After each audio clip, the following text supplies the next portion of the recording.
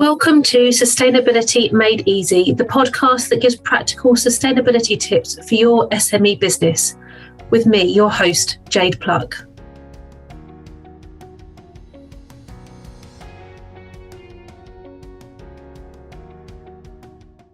So today on the podcast, we have Nigel Ward. He is the founder of Using Less Stuff, and Using Less Stuff is about reducing consumption within your organisation, which has a positive impact on the environment, which is really, really important right now. So welcome, Nigel. Welcome to my podcast. Thank you for joining me. Thank you very much. Nice to be here. I thought in the first instance, it would be nice to have a little bit of background about the book. It's been around for a little while. Perhaps, obviously, it's kind of becoming more popular again now because of people's wanting to understand more about sustainability and the impact of the environment. So just tell us a little bit about why you wrote the book in the first place, and how it's kind of changed from then till now. Yeah, no, I mean, effectively, we started our business in about 2009, and we were called the Cost Reduction Company. And the idea was that we helped businesses, schools to reduce their costs. And we looked mainly just at the contracts, at the prices, and that was the core part of our business. What we found was that over time, if you're really going to reduce the costs of a business, you need to look at consumption. And at that moment, I started to write a book about the consumption. And the title of my book came from a very frustrated presentation I was making to 20 individuals who were basically falling asleep listening to someone talk about sustainability. And I got up and I had to talk about cost reduction, but I was frustrated about the previous presentation. And I just stood up and said, you've just got to stop using so much stuff in your businesses. And they all sat up and they sort of listened to me, and suddenly I thought, there's the title of my book. So the book was called Using Less Stuff. And the real issue, and so what we then do, we now as a business, we do both sides. So we help businesses reduce their costs and their consumption. And the consumption is what's happened was that when I wrote the book, no one really took much notice. They weren't particularly interested. And slowly what's happened is that people are waking up to this idea that if you don't use it, it doesn't cost you anything, and you don't actually use any carbon. So suddenly everyone's going, oh, sustainability, that's what it's all about. So that's why we're now in the crosswires a bit more. Yeah, I think you're right. I think people are starting to understand that the impact of the environment and the people and the planet, changes can be made to, like you say, to use less stuff. The impact that has can be great. I mean, do you have any? Can you share a couple of tips, perhaps businesses that you work with? Obviously, don't give any names, but things that you've done to get them to reduce their consumption, so therefore it helps the planet. Can you give us any examples? Well, I think now this is quite an interesting one to talk about the mindset and behavior. And the key issue for us here is about behavior change within your organization. So the crucial element is you have to go through a process of how you're going to change that behavior. Now, if you start with a scenario where one of the things that I would ask is ask all the people in your organization how much they spend a month on their gas and electricity bills. Right. Now, you'll probably find, I'm now talking about at home, obviously. Yep. Now, you'll probably find about 60% will say, yeah, I know how much I spend. So then you say, do you know how much you spend because of the direct debit you pay every month? Or do you actually know how much you spend? So then the hard question comes, which is how much do you use? And that goes down to about 20%. So what we're doing here is you're trying to make it personal. and you're trying to make people understand that they can make a difference, and they start by making a difference at home. Yeah. And the interesting thing is that when you talk about that, and I say, so you want to use less, so how on earth can you use less if you don't know how much you use now? Yeah, that makes sense. The whole starting point is, where are we now? Now that is in the home, but it absolutely makes no difference in your business. It's exactly the same. And going back over the years, cost reduction is about that. You know how much you use now, Yeah. and you want to use less of it, or you want to spend less on it. And the only way to do that is to start by, where are we now? So the starting point for any business, for any individual, is, where are we now? And that would be the first thing that I would say to anyone to work out. Yeah, no, it makes sense, because at least if you know where you are now, you can go, actually, you know what, I want to take my bills down by 20%. But if you know where you are, you know how much you've got to reduce it by. So it makes complete sense. And the point that you're making about it being a mindset change is really, really important, because if people aren't thinking like this in their whole life, at home as well as work, then you're not going to get that. You're not going to get the people, I want to say buy-in, but that's not the right word, but you want people to really kind of commit to this, because they're doing it at home, they want to do it at work. If you get that, get it in, get it in both places, it then get your mindset right. So if you get your mindset right at home, individually, then you can bring that mindset into work. But and so the interesting thing is that if you look at some bigger organizations, I normally, at this point, I normally tell my half chicken story, okay, which is about mindset and behavior. So the half chicken story goes like this. So little Johnny is talking to his mum when they're doing the roast chicken, and looks at his mum and says, "Mum, why do you chop the chicken in half on a Sunday when you cook it and put it in the oven?" And she said, "Well, I learned that from Granny. Granny taught me to do that."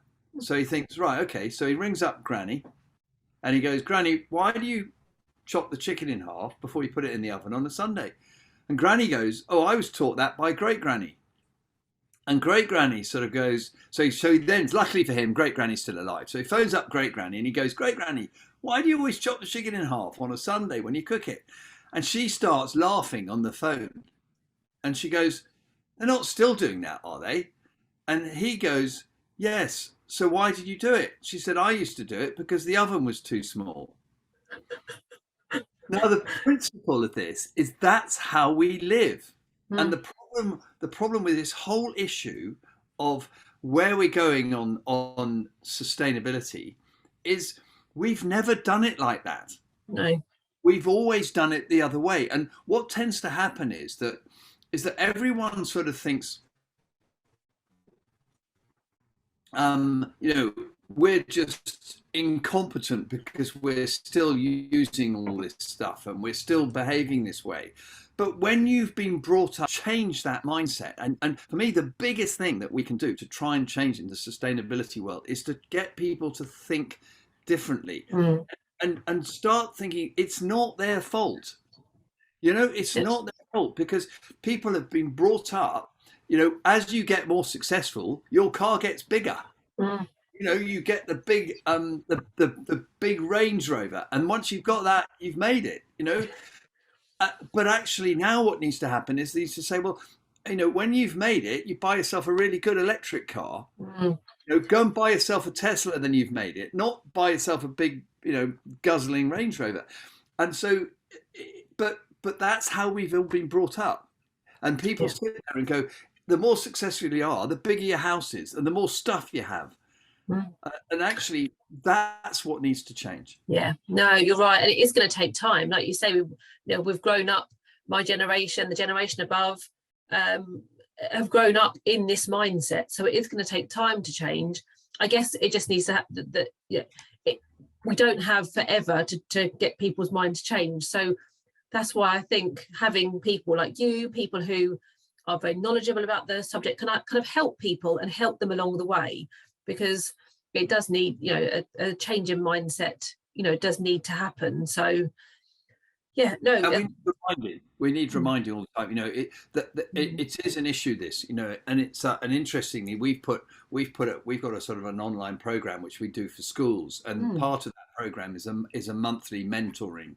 Yeah, And it's just keep reminding people. You've got to keep nudging people, and it's conversations like us we're having now. Yeah. You think, oh, what are we going to do? And the interesting thing, so I have a couple of other areas that people push back on. So a pushback is, well, if China don't sort themselves out, what's the point? If they're not doing it, we might as well not bother. Now, what and this is a bit flippant, but I normally say, I sit and talk to people and say, okay, so your house, you've got a nice lawn at the front of your house. So the next door neighbor on your right doesn't bother to mow it, and the one on the left doesn't bother to mow it, and basically they're a complete mess and they come up to your knees. Does that mean you don't mow your lawn? Now, 99% of people say, well, of course I mow my lawn. Yeah. So I said, so carry on mowing your lawn and forget about their lawn. Yeah. And that's what we need to be doing, mowing our own lawns and thinking about what we can do with ourselves. And do you know what? You've got to make a bit of fun of this too. It's not just, it's not so serious that we all have to sort of make life miserable over it. And I think, we were doing a couple of videos which were just a bit of fun. So we're running out of mayonnaise in the kitchen. The kitchen mayonnaise has run out. So we just get the old poultry scissors out, chop it in half, and scoop what's inside out and put it into a bowl. And if you do that, you'll find you've probably got another 5 or 6 portions in there. Now, if you do that for all of your stuff, so if you do it for your sun cream or do it for all creams, chop it in half, open it up, scoop it out, and then have a bit of a laugh and just see how much. Now, if every single one of us did that, imagine how much we would save. Yeah. And if I'm honest, I think that the manufacturers put it in there so we don't use it. We have to buy another one. But I'm sure that's the case, but I'm sure we're not supposed to say that. But I think people do it deliberately to make it difficult. So therefore, you leave it. That's it. It's just that, like you say, that could have a big impact. I have to say, I do it with some things. And actually, I feel bad now because I don't do it with everything. So you're so right. I should, I with my makeup, I always do it because makeup for me is quite expensive. But mayonnaise, for example, I don't, although I do tend to use a glass jar, so I can actually scoop out everything out the jar. So actually, no, maybe I'm not so bad. But people love to have the squirty. Yeah. So it's the same with tomato ketchup. If you've got it in the jar, it comes out, and actually the jar is great because you can reuse the jar. Yeah. But so obviously some of the plastics are reusable now. But I just think it's all I'm sort of saying here is that you can actually have a bit of fun. Yeah. Family, you can do it with kids and just say, right, come on, let's do this exercise and see what we can do.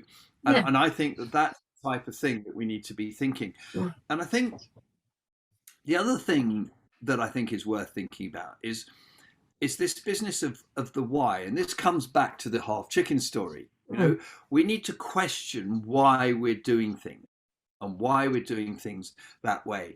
And a little anecdotal story about that, which I picked up. I went to a school, and I was chatting to one of the guys, the finance manager, and he was telling me that a couple of weeks before, the facilities manager had come into him and said, we need to buy a new cardboard compactor. Now, the reason you have a cardboard compactor is that when it's sent away, it's done on volume. So at the moment, it depends on, sometimes you get paid for cardboard, but at the moment, I think you're having to pay for it to be taken away. So, of course, the flatter you squash it, the smaller the volume, therefore, the less cost to send it away. But this compactor is £5,000. So the finance bloke looked at him and went, I'm sorry, where's all this cardboard come from? What have I got? They said, well, it's the suppliers that bring it in. Often it's food supplies. They bring it in and they leave it. So he said, well, tell them to take it away. Yeah. Why do I have to keep this? Tell them to take it away. So he said, well, we've always got rid of it. And he went, I don't care. Just tell them they've got to take their cardboard away. So they go back to the suppliers and they go, right, you've got to take this cardboard away. And they went, well, what do you mean? They said, well, just leave the food and take the cardboard. Well, we don't want it here. So the supplier then goes back. Of course, now he's in a situation where he's buying cardboard boxes, filling them up with food, taking them there, emptying them, bringing them back. Then he's got to pay to get rid of them. So he goes, well, this is ridiculous. So they all sit around in the warehouse and try and work it out. And they work out, right, what we're going to do is we're going to do reusable plastic trays. So they get the reusable, they take them in, they dump the food, they bring them back. Then he thinks, well, this guy really likes this. So why don't I offer this service to my other clients? So they will go, oh, that's great. Yeah, fine. So what's happened here is the question, just by asking why have I got to do that, he saves £5,000 because he doesn't have to buy the new compactor. He gets rid of all the cardboard on site, so no one has to handle it. The supplier has now changed his way of doing things, and has now produced a different way of delivering his food. And the supplier has also improved his service to all his other clients. Yeah. Gosh. Just one question has had this resonating on all the community around him, and it's saved them money, and they use less. Yeah, gosh. I mean, when you say it like that, and you actually give you've given a few really great examples today, and I'm hoping it will just kind of make people think, actually, what can they do? Whether it's personal kind of choices at home, whether it's, like you say, there's questions that one question they could ask, which would have that ripple effect that has all those benefits. I mean, it really is, when you hear it like that, I think it's really powerful. So thank you. Thinking about these things, and just everyone, once we start thinking, and it's this thinking in a different way, that's what makes the difference, I think. Oh, well, thank you for joining me today, Nigel. Really good. I'll put a link to your website for using less stuff and the book. I'll also put a link to, because we met on a group that was set up, Small Business Climate Change Group. We met on that group, which was kind of set up when we were on a COP26 call. So I'll put a link to that group in as well, because it's a good group for sharing knowledge. So I'll put a link there. And thank you for joining me, and have a good rest of the week. Thank you very much. If you like this podcast, then do subscribe to my channel, or sign up to my newsletter if you'd like to get an email notification when the next episode goes live.